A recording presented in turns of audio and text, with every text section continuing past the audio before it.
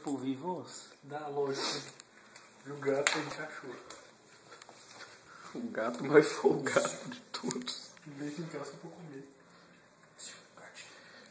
Vitor, esse gato é seu, velho. Veio que tomando meu leite tudo. Ele tá mamando na vasilha do gordo. Filma aí. Ele seguiu a gente.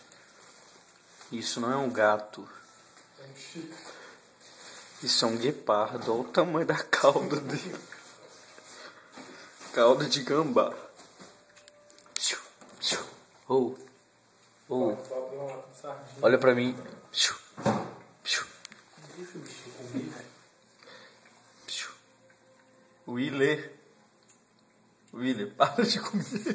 Tá que nem um gordo. Fala baixo, você vai te arranhar. Para de bater no bicho.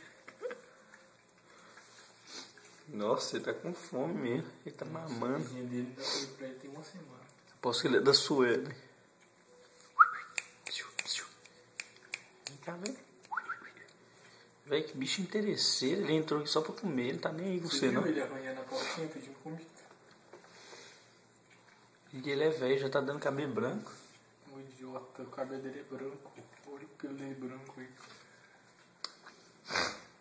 Acho que eu vou colocar lá fora, senão ele vai vir sempre. Ó. A gente vai te seguir, velho. Vem cá. Acorda aí, retardado. Vambora comer. Junto.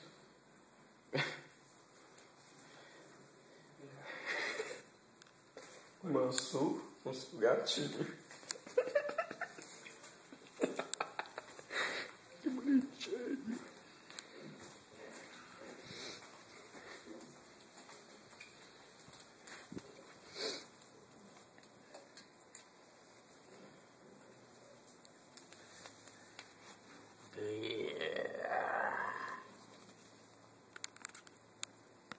O que você vai fazer? Eu ia acender a luz. Só que eu acho que só dá pra acender antes de filmar.